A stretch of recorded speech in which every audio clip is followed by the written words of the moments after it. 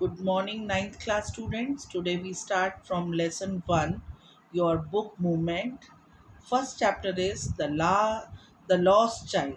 Students, I know you already read this chapter, but let's begin our course from beginning. The Lost Child is written by Mulk Raj Anand. First of all, we know about the author. About the author, Mulk Raj Anand was an Indian writer in English, notable for his depiction of the lives of the poor in the traditional Indian society. मुल्क राज आनंद जो हैं एक Indian writer हैं, Indian writer in English, मतलब कि India के रहने वाले हैं और वो इंग्लिश में लिखते हैं। और उनकी जो डिपिक्शन है, डिपिक्शन मतलब वो जो अपनी राइटिंग में क्या दिखाते हैं, जो हमारी ये जो इंडियन सोसाइटी है उसकी कुछ गरीब वर्ग जो है उनकी उनके रहनी सहनी, उनके जीवन के बारे में कुछ दर्शाते हैं। डिपिक्शन मतलब दर्शाना। He was born on 12 December 1905. Narayan Ahmad Ali and Raja Rao was one of the first Indian-based writer in English to gain an international readership. मुल्क राज आनंद, नारायण अहमद अली एंड राजा राव, ये सब जितने भी राइटर हैं ये पहले इंडियन लैंग्वेजेस में लिखते थे। बाद में इन्होंने अपनी राइटिंग का बेस इंग्लिश को बनाया और इन्होंने इंटरनेशनल रीडरशिप गेन की। ही डाइड ऑन 28 सितंबर 2004। मुल्क राज आनंद जी का देहांत जो है 28 सितंबर 2004 में हुआ। Now first of all we know about the theme of the story. Writer अपनी स्टोरी में क्या कहना चाहते हैं। This story concentrates on the universality of a child's desire for everything. ये जो स्टोरी है वो एक बच्चे की हर चीज़ पाने की जो इच्छा होती है उसके बारे में डिस्क्राइब कर रही है। It is a short story about a child, his aspiration, demand and realisation. उसकी क्या क्या उसकी क्या सोच है, क्या वो पाना चाहता है, क्या हर चीज़ को लेना चाहता है, अपनी डिमांड्स को पूरा करना चाहता है, और उसके बाद वो बच्चा किस तरह से रियलाइज़ करता है, ये सब बातें स्टोरी में बताई गई हैं। The story is mainly focus on the awareness of parents. ये स्टोरी जो है पेरेंट्स की अवेयरनेस पर फोकस करी गई है कि पेरेंट्स कितने अवेयर हैं अपने बच्चों को लेकर। The message is we really don't understand the true value of parents. इस स्टोरी के माध्यम से राइटर बच्चों को ये बताना चाहते हैं कि हम don't understand the true value of parents. कहते हैं कि हम जब पेरेंट्स की एक्चुअल में कद्र कब जानते हैं, and take them as granted, हम कब उन्हें ग्रांटेड हर बात के लिए हम उनकी कई बार क्या करते हैं, आजकल का ज़माना तो ऐसा है कि बच्चे जो हैं वो हर बात की ग्रांटेड समझ लेते हैं कि जो हमने कहा वो पेरेंट्स करेंगे ही करेंगे। The significance of parents is only relieved once they are out of the sight. उनकी असली कद्र पेरेंट्स की तभी बच्चे रियलाइज़ कर पाते हैं जब वो उनकी आंखों से ओझल होते हैं। And we realise that the world is upside down, और उन्हें ये रियलाइज़ होता है कि जो दुनिया है बिल्कुल ही उल्टी है जैसा वह सोच रहे हैं। That is what the little child realise once he got lost in a fair. इसी स्टोरी में एक जो छोटा बच्चा जब एक बार मेले में खो जाता है तब उसे अपने पेरेंट्स के बारे में क्या रियलाइज़ होता है, ये स्टोरी हमें बताएगी। The ending is emotional as the reader keeps on guessing whether the lost child would have finally found his parents or not. इस स्टोरी के एंड में थोड़ी इमोशनल है क्योंकि शुरू से लेकर जब से बच्चा वो गुम होता है, राइटर जो है ये पूरा सस्पेंस बना के रखते हैं कि पेरेंट्स को वो बच्चा उनका मिला या नहीं। तो हम ये स्टोरी में हम भी पढ़ेंगे कि क्या सस्पेंस है। Now we will read the lesson. It was the festival of spring. From the wintry shades of narrow lanes and alleys emerged a gaily glad humanity. Some walked, some rode on the horses, others sat, being carried in the bamboo and bullock carts. One little boy ran between his father's legs, brimming over with life and laughter. तो इस paragraph में ये बताया जा रहा है कि सावन का मौसम था. स्प्रिंग मतलब बसंत. सर्दी के बाद बसंत ऋतु आई थी और क्या था कि जो रोड्स थी वहाँ पर लोग जो थे वो निकले हुए थे. अब जैसे जानते हैं बसंत के मेले लगते हैं, तो ये जो एक सीन है वो मेलों का ही सीन है.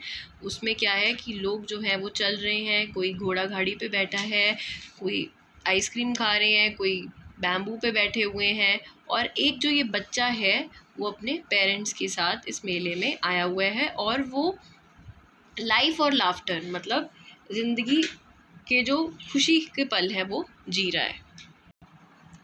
Come, child, come, called his parents as he lagged behind, fascinated by the toys in the shop that lined the way.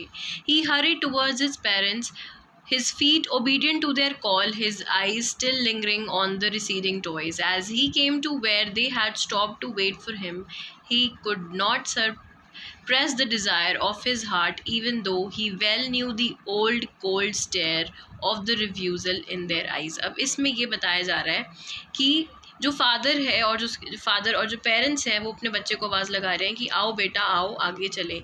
क्यों? क्योंकि बच्चा जो था वो पीछे रह गया था. और वो पीछे क्यों रह गया था? क्योंकि वो टॉयज़ को देख रहा था. अब जैसे बच्चों को टॉयज़ बहुत पसंद होते हैं, तो हर बच्चा जो होता है वो टॉय लेने की ज़िद करता है. बट जैसे ही उसके पेरेंट्स ने उस बच्चे को बुलाया, वो अपने पेरेंट्स की एक ही आवाज़ पर आगे आ गया. He was obedient to their call. वो जानता था कि उसको जो उसके पेरेंट्स हैं वो मना ही करेंगे कि वो टॉय नहीं खरीद के देंगे. वो इस बात को अच्छी तरीके से जानता था. He well knew the old cold stare of refusal. Refusal मतलब मना करना. I want that toy, he pleaded. His father looked at him red-eyed in his familiar Trian's way.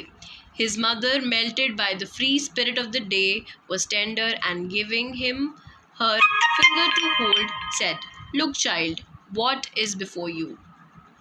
अब क्या हुआ कि यहाँ पर बच्चे ने बोला कि पापा मुझे वो टॉय चाहिए, बट उसके फादर ने रेड आइड मतलब बहुत ही आग बबूला होके उसको देखा. ट्रायंट मतलब वही सेम जो गुस्से वाला जो फेस होता है, उससे उसने अपने बच्चे को देखा. पर उसकी मदर जो थी वो थोड़ी सी खुश थी, क्योंकि free spirit of the day कि वो आए हैं इन्जॉय कर रहे हैं. तो उसकी मदर ने उसके बच्चे का ध्यान भटकाने के लिए बोला कि ये देखो आगे क्या है. What is before you.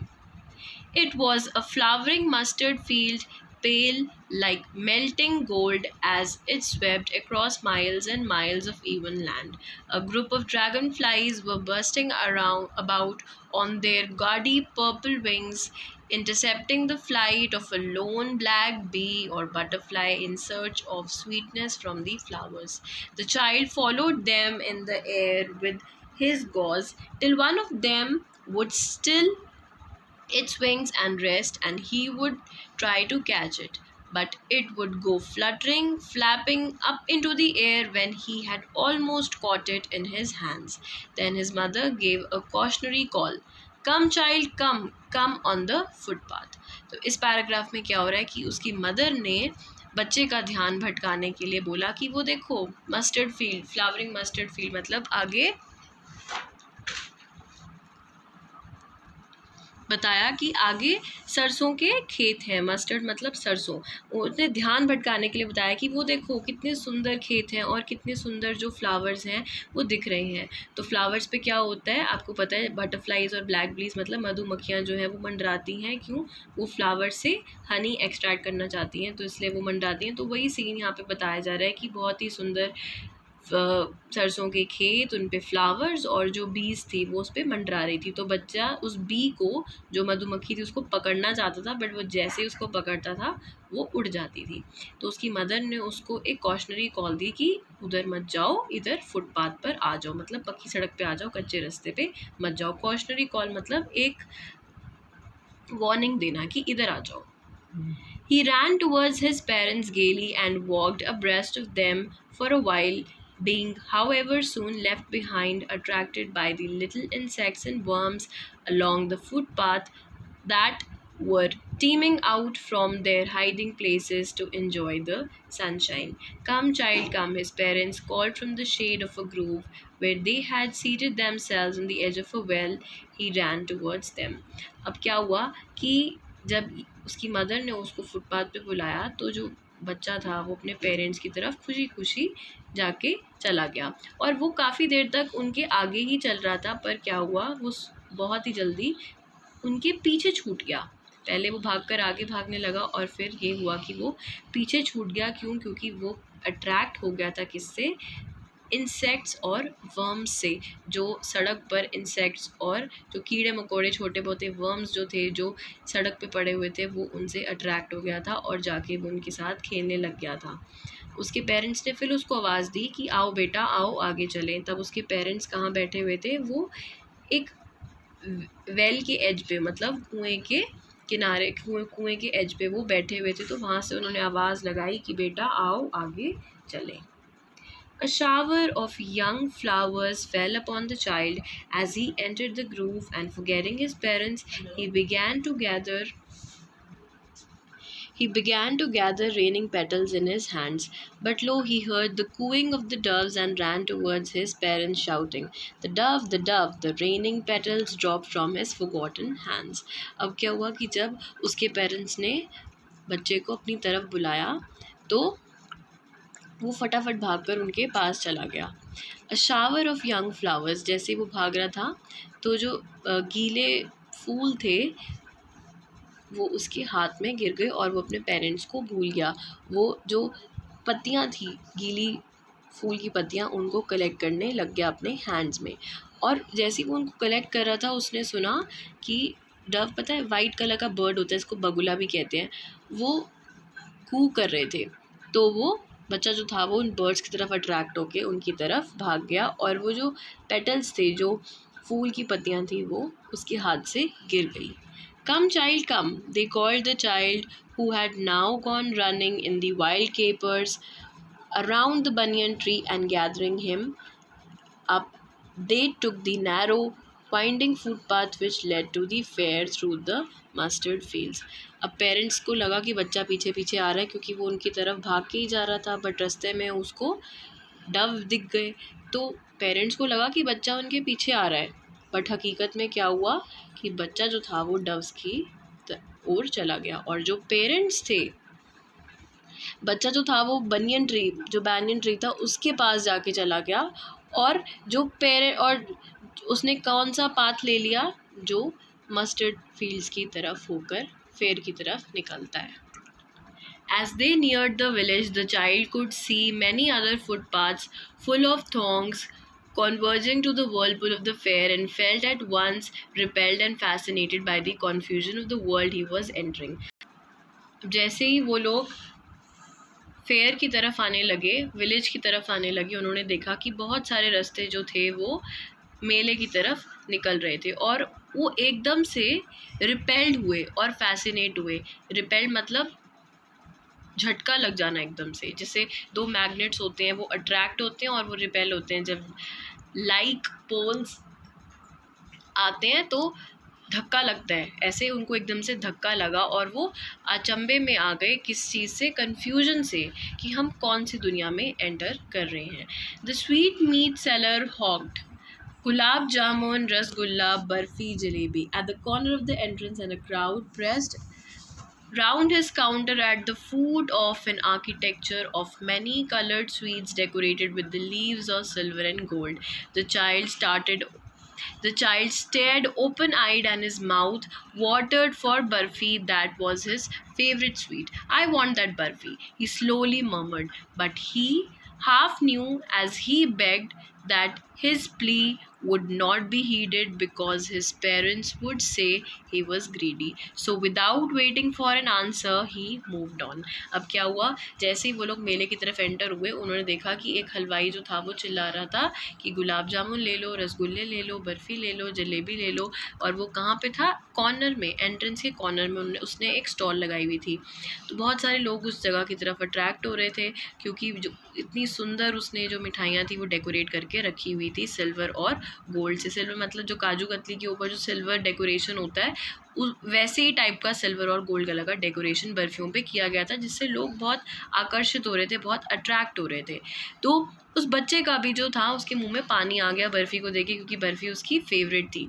उसने कहा आई वांट दैट बर्फ़ी, पर उसने ये बहुत ही स्लोली बोला, अपने मन में ही बोला कि मुझे ये बर्फ़ी चाहिए। पर वो जानता था कि उसकी ये जो रिक्वेस्ट थी ये पूरी नहीं होगी, क्योंकि उसके पेरेंट्स कहेंगे नहीं, हम नहीं दिलाएंगे। इसलिए बिना आंसर का वेट किए वो आगे चल दिया। उसको पता ही था कि उसके मम्मी पापा उसको बर्फ़ी नहीं दिलाएंगे। A flower seller hawked the garland of Gulmohar, a garland of Gulmohar. The child seemed irresistibly drawn.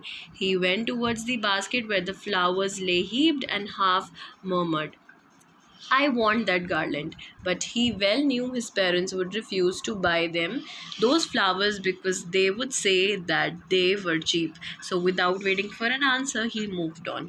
अब जैसे ऊपर बर्फ़ी वाले के साथ हुआ था, सिमिलर इंसिडेंट इस फ्लावर वाले के साथ हुआ।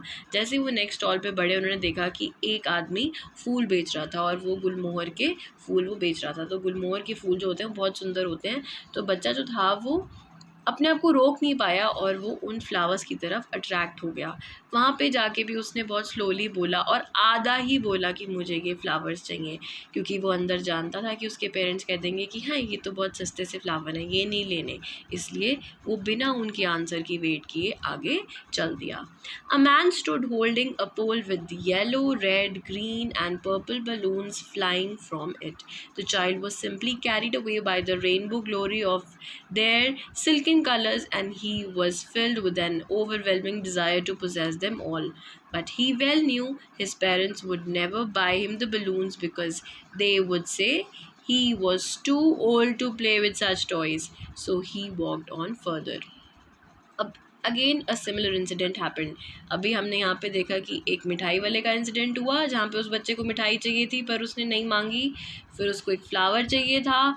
अब नेक्स्ट आते हैं बलून वाले के पास। एक आदमी था, वो बहुत ही सुंदर रंग के बलून्स बेच रहा था, और आपको पता ही है कि बच्चे बलून्स को देख के कितना अट्रैक्ट होते हैं। वो उनके सुंदर कलर्स को देखकर बहुत ही अट्रैक्ट हुआ। वो बलून्स खरीदना चाहता था, बट वो जानता था कि उसके पेरेंट्स क्या बोलेंगे कि क्या तेरी ये बलून से खेलने की उम्र है भाई, अब तू बड़ा हो गया है। इसलिए वो बिना उनके आंसर मांगे या बिना कुछ बोले आगे चल दिया। A snake charmer stood playing a flute to a snake which coiled itself in a basket, its head raised in a graceful blend like the neck of the swan, while the music stole into its invisible ears like the gentle rippling of an invisible waterfall. The child went towards the snake charmer, but knowing his parents had forbidden him to hear such coarse music as the snake charmer played, he proceeded further. अब क्या हुआ, next वो किसकी तरफ attract हुआ, एक सपेरे की तरफ अट्रैक्ट हुआ। वो फ्लूट बजाकर सब सांप को नचाने की कोशिश कर रहा था। उस बच्चे को वो भी चाहिए था, बट वो जानता था कि उसके पेरेंट्स ने उसको मना किया था कि ऐसी किसी भी चीज़ के पास नहीं जाना और ऐसे म्यूज़िक को नहीं सुनना। इसलिए बिना कुछ कहे वो फिर भी आगे चल दिया। मतलब वो स्नेक चार्मर के पास गया, बट उसने कुछ ज़िद नहीं की, वो वहाँ से भी चल दिया। There was a roundabout in full swing. Men and women, children, carried away in a whirling motion, shrieked and cried with daisy laughter.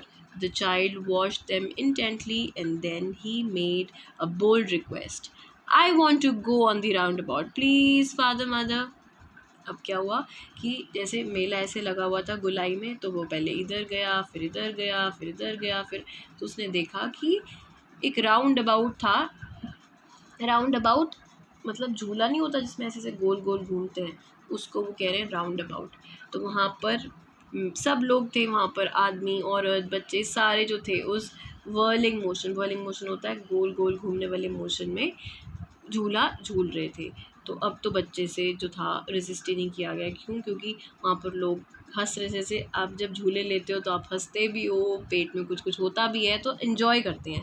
तो उस इन्जॉयमेंट को देखकर बच्चा जो था वो इस स्विंग की तरफ अट्रैक्ट हुआ और उसने बोला प्लीज़ मुझे, बोल्ड रिक्वेस्ट, मतलब अब उसने ऐसी रिक्वेस्ट करी कि पेरेंट्स को माननी पड़ेगी या नहीं वो हम आगे देखेंगे, बट उसने एक बोल्ड रिक्वेस्ट की।